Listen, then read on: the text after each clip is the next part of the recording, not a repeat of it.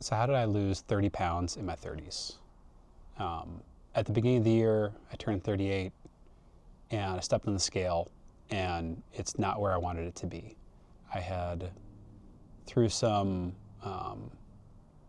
less than ideal eating patterns, I realized that I had packed on 20 pounds more than I used to weigh when I was in the military, when I was actively exercising, maybe not necessarily watching what I was eating, but very active. And I had routine goals that I had to hit, whether it be running or fitness tests, things of that nature.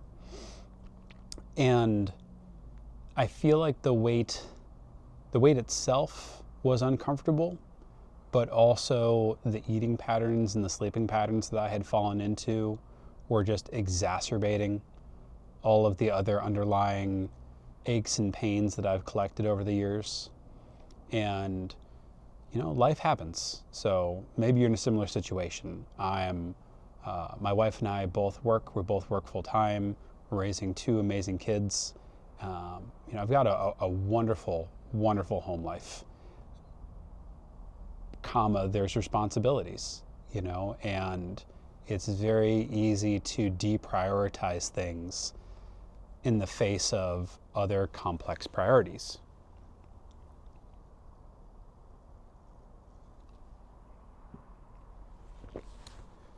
And so around the time of my birthday, I realized that enough was enough and I had to make a change. And so I had dieted in the past with moderate success. I had lost some of the weight, it came back, and I decided to change it from a systematic approach.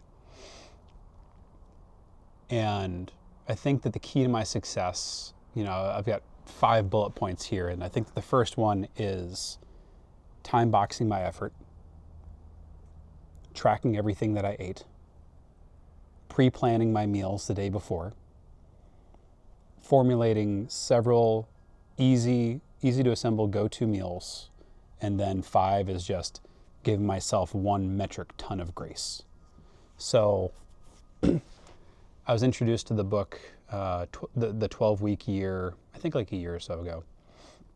And my takeaway from it, I don't follow it rigorously, but the concept of how do you focus in on very specific priorities within a quarter, right? If you were to get one thing, three things done within a quarter, what would those priorities actually be? What would you actually want and need to accomplish? And so not only is having your priorities defined very helpful, but also within this methodology, you start to deprioritize things that are distractions.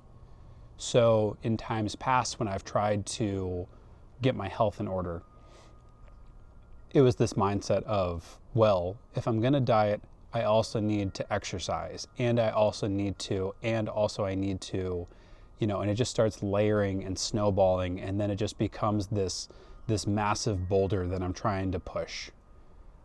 And so within this 12-week year mindset of, well, what could I actually accomplish in a quarter? What is the thing that I need to tackle? Do I need to be able to squat heavier? Not really. Do I need to be able to run farther? Not at this time. I really need to drop the weight. I really need to drop these eating patterns that are causing my indigestion to get worse, that I'm pretty sure are only making worse my chronic pain, my chronic joint pain. So I really need to just hone in on that. In this 12-week concept freed me from those distractions where I could say, right now, at a diligent, consistent pace, I'm going to tackle this, and I don't have to take on the other things yet. That is business to be attended to next quarter or maybe third quarter, right? And then those elements will get their due diligence when the time comes. But 12 weeks is a fantastic time to be able to build a habit and make really solid results. And I think that another component of that is having either someone or something to be accountable to, where as I was going through it, I'm baseline, my wife was on board with me the entire time, and so we were able to do it as a team, which was fantastic because that way we could share the duties. One of us would go get groceries, one of us would cook, we'd both help clean up, we'd make modifications for the kids, and that way their food was more in line with what they were looking for. So I had accountability there. And then I also had, with my therapist, I had accountability. And so with them, I was able to weekly check in and share how either obstacles that I'd hit or else successes and wins. And those successes and those wins built on top of each other and compounded over the weeks. And the final thing that I'll say about having 12 weeks to tackle a goal is that it's enough time to be flexible. My goal wasn't to be 100%. My goal was to be about 80 or 90% consistent in the event that somebody in the house got sick or, something at work just went haywire and I deviated from my plan. So that 12-week time boxing for me was probably one of the most critical components, and also something that I'm now using for other things that I'm going after, like filming for YouTube and sharing more of my journey and sharing more of my story. Specific to my weight loss, the second thing, I think the second most important thing was starting to track everything that I ate. And that way it became less emotive and more scientific. And right off the bat, I started tracking, I think about 2 weeks before my self-chosen start date of my diet, and going through HEB or logging in a Whataburger meal and realizing just how much of a sliding scale two similar meals can have was astounding. I think HEB offers these packs of sausage links, and the chicken sausage per link has 80 calories and 12 grams of protein. The beef sausage has 210 calories per sausage and as I think 10 grams of protein. And so seemingly you'd think that protein is protein, but it's just the math didn't math for what I needed to do. For the way that I dieted, I didn't focus on any specific named diet. I just really honed in on slowly tapering down my calories and really bumping up my protein to about a gram of body weight. And I found that I was thinking clearer, I had more energy through the day, and it worked really well for me. So my chosen tool is the app Chronometer. I find it easy to use. I have no affiliation. That being said, I will leave the referral code down below just in case anybody's interested. But for me, using a tool to start tracking everything that I ate, again, enabled me to approach it from a scientific data gathering process and really start to cut out the judgment. I also learned that a lot of times chocolate chip cookie companies with a single chocolate chip cookie will label the nutrition facts as 2 servings. And so 1/2 of a cookie is a serving, which I consider to be absurd. But then I was able to make choices as far as, does this serve me in this moment? And that's another concept that has been very enlightening this year is, does a given thing serve me? Does this chocolate chip cookie, yeah, it's gonna taste great, but does it serve my greater goals? And the answer is probably no. Sometimes it's a yes. And then knowing the math, knowing where I am in the day, I can make those mature decisions of, well, okay, if I have this chocolate chip cookie now, then these are ramifications later on down the road and the changes that I need to make. Which leads me to point number 3 again, which is pre-planning my meals ahead of time. I would sit down at least a day in advance, no more than really 2 days in advance, and I would let yesterday Mike make decisions to serve tomorrow Mike, where I would program what I intended to eat for breakfast, lunch, and dinner. And then I think just as importantly was pre-programming in snacks and desserts and things that I found, the meals, I would really ensure that I was having meals that I enjoyed, but also finding those snacks and those goodies that I could fit in, maybe make some tweaks to, and as a bit of a reward and just an enjoyable meal during the day. So for me, that looks like maybe a bit of ice cream after dinner. It looks like mid-afternoon coffee, especially if I can sneak in a flavored latte. But even then, if you go to Starbucks and you get a latte, it can be something like 200-300 calories in a cup.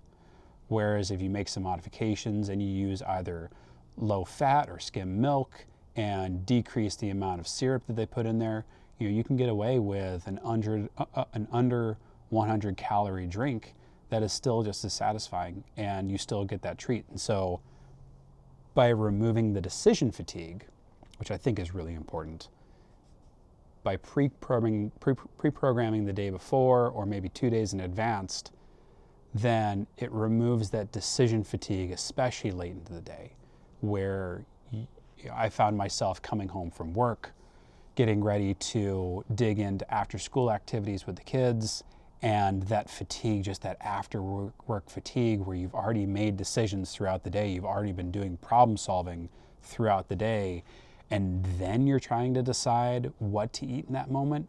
I knew it wasn't going to work. And so I found a lot of success in sitting down and prescribing what I intended to eat the next day. And even if I had to be flexible and change on the fly to another meal that would work, at least I knew what would fit there. And so I think that brings me to point number 4, where early tracking and learning how to make certain swaps enabled me to assemble. I'll caveat that I don't consider myself a chef. And so all these meals that I was building were really more of assembling meals and less about actually cooking them from scratch. And that was important to me, given the responsibility, the load that I have. So I was able to collect a retinue of easy to assemble, what I found delicious and enjoyable meals that I could turn to. Whether that's something that I could assemble at home, like the chicken sausage that I mentioned inside of a hero bun, which has a higher protein content, lower calories, but just as satisfying to me as eating a standard hot dog. That was a really good, easy go-to lunch. Here in town, we've got a food truck called called Seattle Teriyaki, and they do their signature dish perfectly. And so I'll order classic dish, sauce on the side, just a little bit of rice and a whole bunch of lettuce. And I know that, one, it's going to be enjoyable, it's going to be hot, it's going to be fresh. It's easy for me to grab on the way home, either to or from work. And it hits my macros right where I need it to be. And same thing across the street from them is another food truck, an Indian food truck, and they have a phenomenal butter chicken meal. And so I can get it to go, I can weigh and measure, get my macros where I need them to be with chicken, sauce, rice, and then I can keep that sauce, go get some more chicken from H-E-B, some shredded chicken, pre-shredded chicken, and then I've got an easy grab-and-go meal for the next 2 or 3 days. So just putting in the time to learn what the math was and still finding meals that I enjoyed, but just tweaking them in such a way that the math would math, I found a lot of success there. But I think that point number 5 around just giving myself grace to figure it out as I went along was just as important as the other pieces. That's where having the time frame, having a flexible time frame to try new things, see if they worked, give them the time to see if they worked, and then if they don't, then that's okay. I can pivot and I can try again. And also knowing that at that 12-week mark that I had an end date. 12 weeks would give me a period where I could stop, I could step away from it, I could regroup, And my intent was to move from a cut to a maintenance phase. And so I'd bump up my calories a little bit. And I was successful.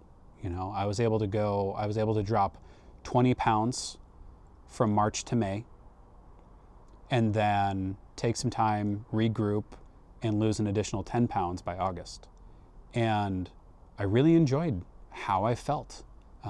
It didn't absolve all of my aches and pains that I've collected over the years, but it definitely made a lot of them suck less, which was really good. I did feel like I had more energy, like I had more clarity, and genuinely, and I think this is something, a healthy mindset to have, is that I genuinely enjoyed how I looked in the mirror. And so backtracking a little bit to where I was at the beginning of the year, I came to terms with myself where, well, I don't like the way I look and I don't like the way I feel. And so I have to do something about it. I can't just wallow in this. So either I need to do mental work to try and come to terms that this is just the way things are going to be, and learn to accept myself at that point, or do what I did and again take action, but physical action, in order to shed that weight. And it worked for me. This is my story. Everybody's going to have their own story, but this is what worked for me. And so again, just those 5 key elements, I think, were the systems that really helped me be successful in this venture this year. And it was, again, creating an initial time box for my effort, tracking everything that I ate, pre-planning my meals at least a day in advance, figuring out easy to assemble go-to meals that fit, and then 5, just giving myself 1 metric ton of grace. So if you're still listening, I really appreciate you tuning in. I really appreciate your time and attention. I think that that's probably our greatest currency right now. And the fact that you've sat here with me, listened to my story, means a lot. So thank you for that. I'm planning to film a short series on just what I'm eating in a day to stay on track with my goals. So maybe a short 3-part series of day 1, day 2, day 3. If you think that would be helpful, would really appreciate some questions and some comments down below as to what you'd like to see, maybe additional or tangential questions that you may have that I can answer in those videos. But it'll be very straight and to the point as far as breakfast, snack, lunch, afternoon snack, dinner, dessert. And I'll just post that for, day 1, day 2, and day 3. So if that's of interest, again, please post your questions, comments down below. As I've said previously, my channel is focused on my journey, and that extends beyond places that we've gone, experiences that my family and I have gotten to have together, gear that I bring with me, all things that I enjoy, but also I want to present my very genuine journey, growing as a husband, growing as a father, just growing as an individual. I think these are all key components that play with why I travel and why we go to the places that we do. And, building out the van, and really just the sense of peace that I was able to find in just building something physical that was all my own creation, all my own thought process. The build out of it was cool, but it was also just amazing to have something in my head and bring it to life. And so if this story is of interest to you, please consider subscribing to the channel. Please, consider liking this video, watching those others that may follow. And again, really appreciate your time and attention. Thank you for tuning in, and I hope to see you in the next video.